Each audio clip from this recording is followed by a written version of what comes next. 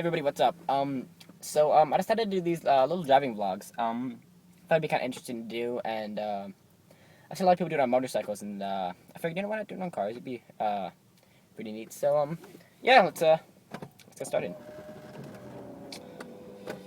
All right. I don't hear anybody. The mall, there's people everywhere.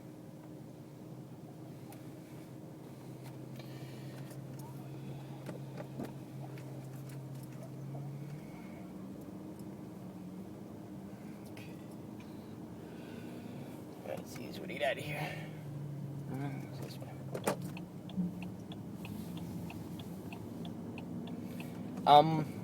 So yeah, anyway,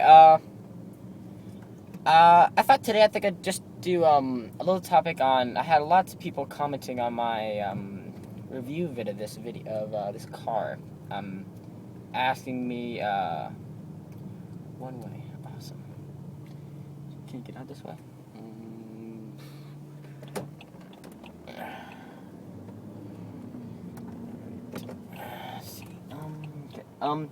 But lots of people asked me about this car and said, what do you think of it, all that. So I've been replying to most of you guys, but I thought I'd just do a video on it real quick too, just to go more in depth when I talk and everything. So I'll probably go off topic a lot on these, I think, because when you vlog, you just ramble a lot. But yeah, I figured so yeah, the most recent one I had one today. He asked me a little bit. He asked me. He found one for like 117,000 miles on it, and said, what do I think? And right now we actually have 120,000, I think, 50 miles, 68.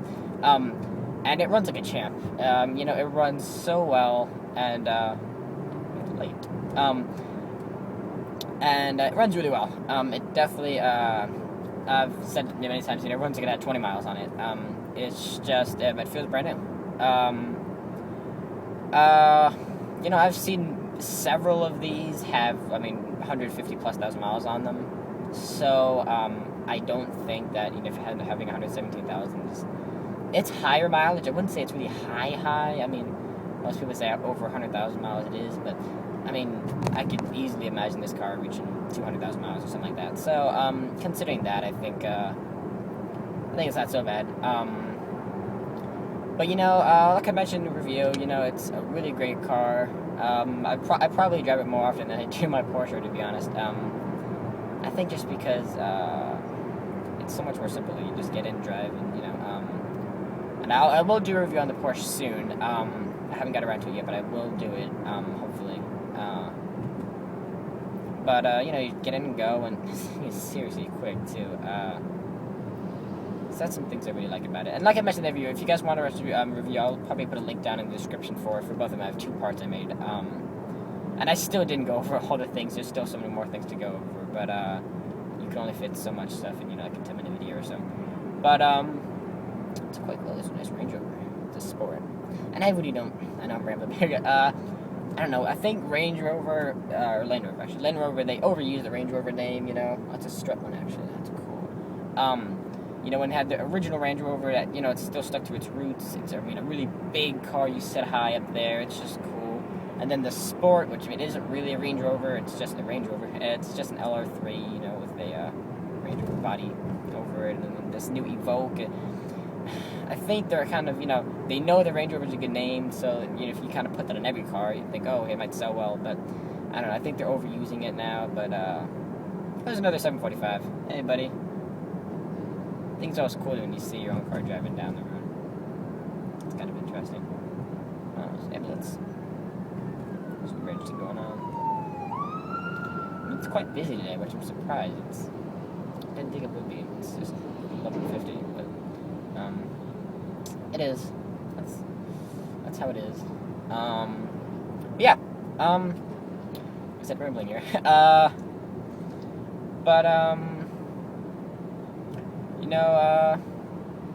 As far as the technology, the car was introduced in 2002 in this generation, and And this is 05, so they did some minor updates in between there, but the technology, it's so far ahead when another Range Rover Sport like this. But because the technology is so far ahead of its time, it's that it's still just as good, if not better, than the technology in many cars today. BMW really has top of the line stuff, as you'd imagine.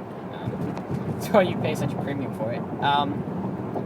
But like I mentioned, I drive this car a lot, and I think that's partially because it's such a practical car.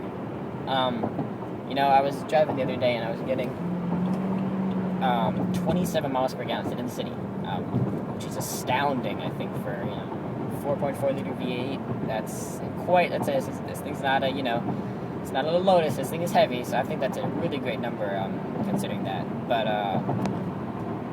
that's, really babying it, and if you do that in the city, you'll have some people getting kind of upset at you because what you're doing, going so slow. But and many people will say, instead of a big car like this, what's the point? If you're in a Prius, okay. But anyway, but right now I'm getting, it says 20.6, so that's 20.06. So I think that's quite a good number. That's not the worst. It is premium fuel you're paying for, but overall, it's okay. It could be worse. It could be better too. And of course, that's just how it is. I'm saying that a lot right now. I notice that a lot when I'm doing my videos too. When I do the show too, I seem to say words a lot. Like I remember I did in the Ferrari video. I think it was awesome. I think I used awesome a lot. And I don't notice it until I'm doing my editing, and I'm like, oh, I said that way too many times. And I think I say a lot too. There we go, just like there. But speaking of technologies, I don't know if you guys are hearing that when I'm doing my turns here and switching lanes and stuff. This car I mentioned in one of my videos, is the 3 flash to pass, and that's when you tick the on the turn signal, rather than clicking all the way down. And often when you do lane changes, it won't auto cancel. So with the 3 flash to pass, you just push it once, and it'll flash 3 times, and then it's off, which is a really cool thing. On my drive here earlier, I was driving and another Range Rover everywhere, and I had 2-3 cars left their turn signals on the whole time when they were turning. So it's definitely a cool thing to have. It's cool technology, and it's quite safe too, because if you're in a lane and you have your turn signal on the whole time, people might think you actually want to change lanes. So it's cool. But this turn signal, I think it's quite sensitive, so even if you push it down all the way, even if you're just turning the steering wheel a little bit then back, more often than not it does actually auto cancel. But drinking and driving.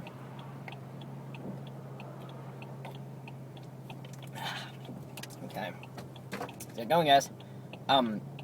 But obviously it is a BMW, and the performance is a big thing too, and that's what I really love about it. It's not just how quick it is, it's how effortless. You're at 3,000 RPM, and you don't really need to drive it to redline.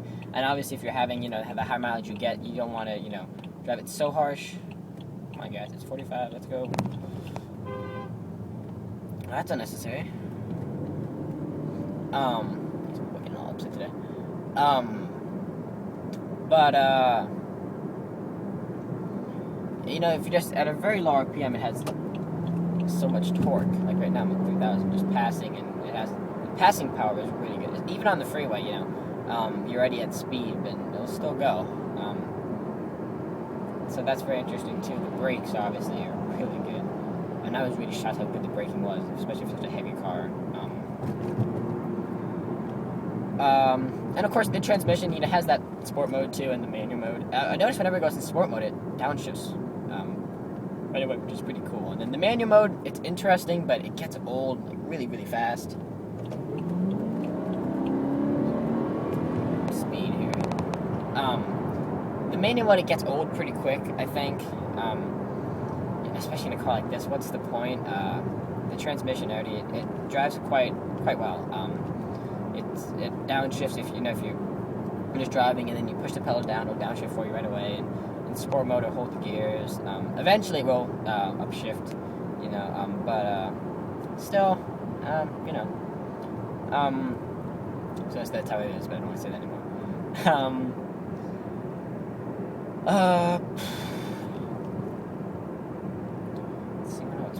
talk about. I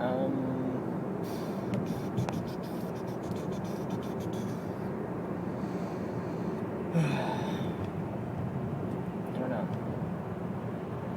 Talk about the gas mileage. The handling too is really impressive on this car. As for the car this size, I think it's not just for a car this size, just handling in general is really good. For a car this size, it's amazing, but just in general compared to other cars, smaller, it probably handles a lot better, which is quite surprising that it is. Yeah, that's how it is. It's quite hot today. But most of them, the things they've been asking, and I remember, most of the things they've been asking me is about problems. What issues have we been having? Like I said, 120,000 miles. Issues that I remember, I don't know, I don't think we had any other than this, but it was the air conditioning going out, and we live in Florida right now. It's 84 degrees, which isn't that bad, but during the summer, that's an issue. So that got fixed, and then we had one bulb go out, which is about a new bulb, and that's it. But that's all that I know. So it really, as far as problems, that's definitely, great reliability. And I was reading an article not too long ago. It was yesterday actually, and it was talking about how the age of cars is going up. People are holding onto their cars longer as they're very more reliable, and they are. If you treat it nicely and maintenance and do proper maintenance, it will last quite long. And that's what you have to do. You don't want to skip out on this stuff. With the oil, you obviously need premium synthetic oil. And that's one thing with all these cars is don't always just look at the starting price, at the original buying price. You can pick some of these things up for around $20,000, and that's insane. I think to have such a car for that amount, the value is great. But of course, your maintenance is very expensive. Not just because it's a BMW, because it's a 7 Series. I find often when we took it to BMW for them to do maintenance and things, they really didn't seem to know as much about the car as I think they should have, considering how much you pay BMW for the maintenance stuff. And you can go to, other dealership, other places, but lots of them, they don't work on BMWs. There's too much technology packed into that and everything. But oil changes, I think you'll be fine, but, alignments, I went to a garage and they said they don't do BMWs, so. But I think because it's a rare car, this thing was came out $80,000. It was quite a lot of money. So obviously you don't see a lot of them around, as much as they do the 3 Series or anything. So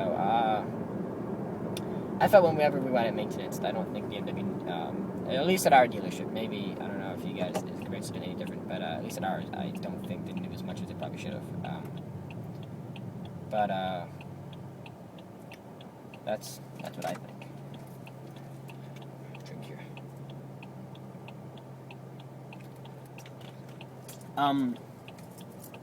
Nice S-Class. And actually, I was thinking of doing a video soon, talking about different competitors. I think is kind of a what if if I got to pick a S-Class or 7 Series or an A8, if I picked a 3 Series, an A4 or C-Class, something like that, and talk about which ones I think would be better in those competitive classes and why. I think it'd be interesting. I think that would be pretty cool. And yeah. So anyway, yeah. Just picked up my dad's birthday present. His birthday is coming up soon. I just picked him up a nice present, so hopefully he likes it. We'll see. I like it. I'd keep it for myself, but anyway, he's letting me use his car, so I think it's pretty fair. But and I don't know if the video will pick it up how quiet it is. Obviously when you give it some gas, you hear the noise, but just driving along the highway, yesterday we took a trip to Miami, and amazing how quiet it is in there. You hear some tire noise, obviously, but the engine is just quiet, and that's all you would hear. Just probably depending on the road you're on. If you have a smooth road, it probably won't be as bad. But it's just very, very quiet and super comfortable, as you would probably imagine.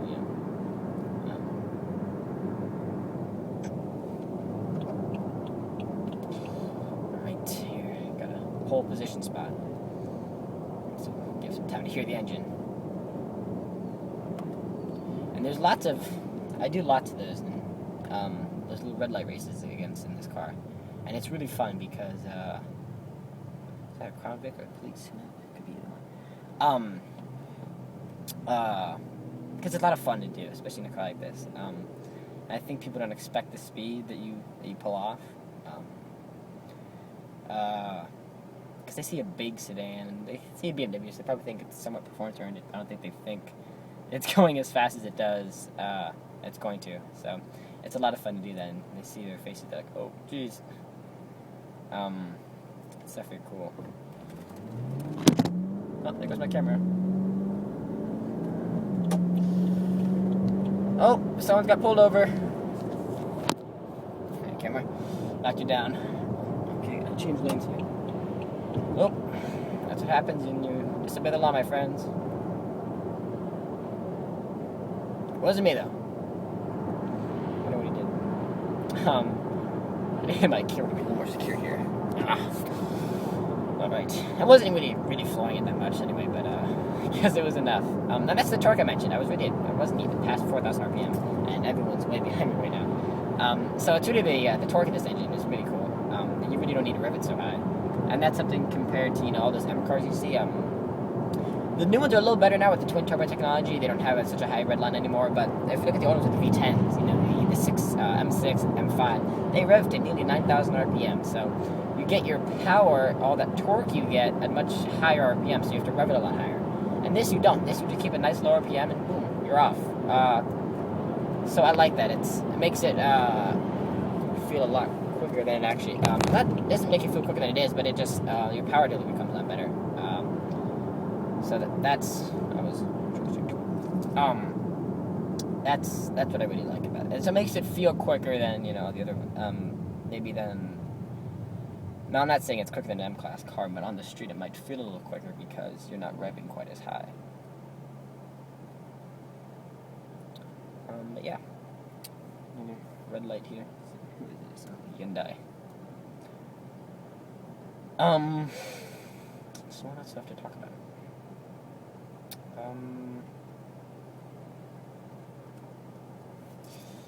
don't know. Oh, come on, camera.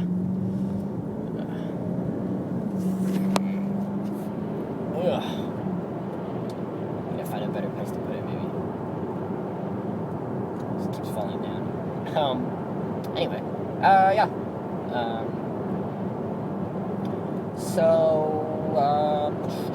Another guy pulled over. And that's one thing I noticed. I wanted to talk about that too.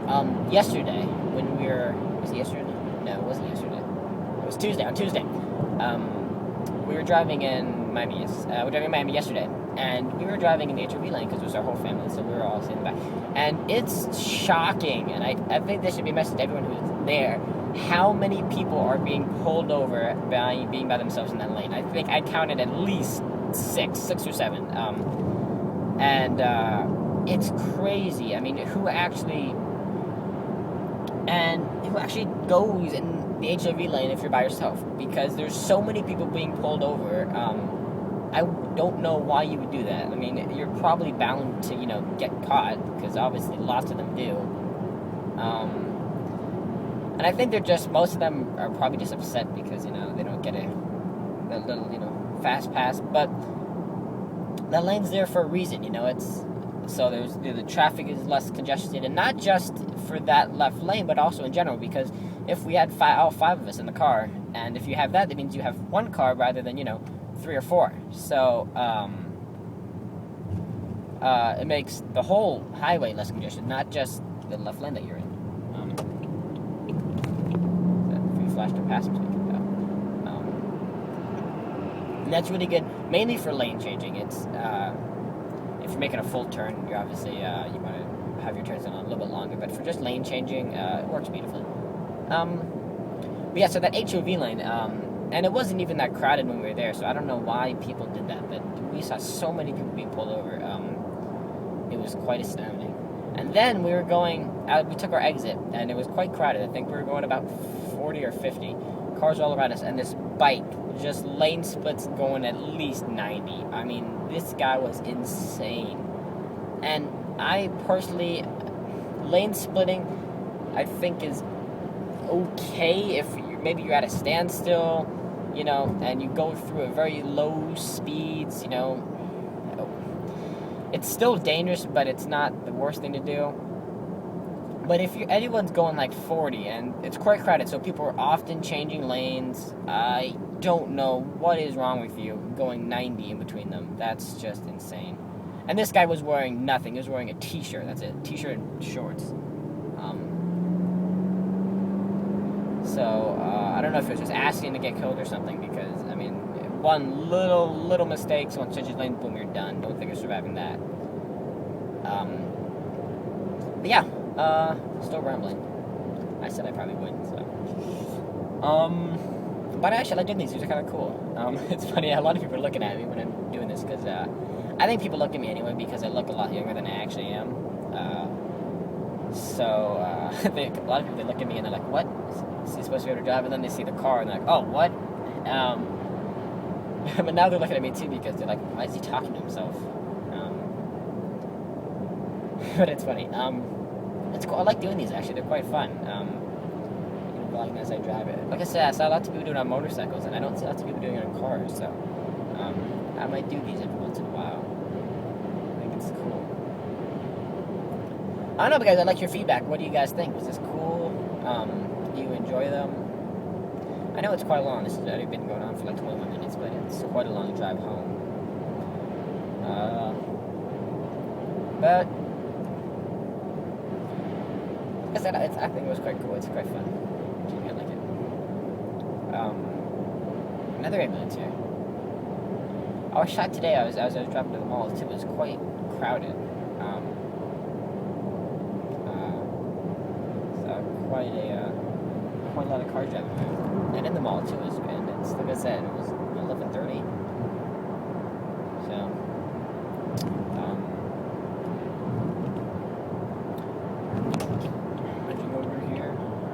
Almost there. Almost there. But anyway, yeah, hopefully more car reviews coming up. I do have a limited number of cars. I don't want to cram them all right away. Just to come right in. E55. Nice. So I don't want to cram them all in right away. But hopefully doing some more soon. And then I think I'll rotate it if I do either the weekly show or if I do some of the driving videos. We'll see. Like I said, I like the driving video. I think it's cool. And there's no editing to do, so that's always nice. I know my editing isn't perfect. I don't know. I haven't gotten any comments about that yet. No one's complained how bad it was, but I do all my editing myself, and just straight on iMovie. So I'm on that bumpy road you guys maybe recognize from my other videos when I usually drive the cars. I just drive them right up and down our street with a nice private road, so there's no cars in the way or anything. But maybe I'll do my next ones. I might drive it a little bit longer. And if I do some of these vlog things, I can talk more about them then too. I kind of want to get a more overall thing of the cars when I do my reviews. I want to talk a little bit about the outside. Go over some of the things. I can only go over so much because even on a Camry, there's still lots of things in there. So even on more basic cars, there's still lots of stuff to go over. And so I do want to volunteer unit. So I'm going to do an overall thing with that, and so that's why I might not be emphasizing so much on a lot of things. But I got a pretty nice, pretty good feedback so far that I've liked. It is YouTube, so you get some of those comments, but of course, guys, feedback's always appreciated. Despite, even if I don't want to hear it, as long as it's considerate and thought out. If you guys just start, insulting me and just saying all these ignorant things, that's obviously doesn't do much. It doesn't help me or anything to improve what I'm doing. But if you guys help me criticize, constructive criticism is always nice. So, I'll help you out with that. That'd be cool. Alright. Almost home here. Speed bump up. As we turn in. The gate's already open. How nice.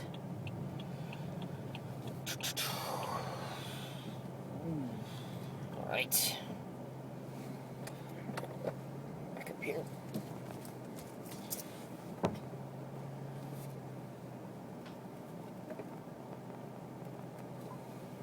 Some beeping going on. And despite not having a backup camera, the visibility of this car is extremely good. So the sensors do enough. And as soon as you hear it, as soon as it goes completely solid, that's basically when you have a little bit of room still. Yeah, guys, that was my first one. I hope you enjoyed it. Hopefully more to come. And see you guys later.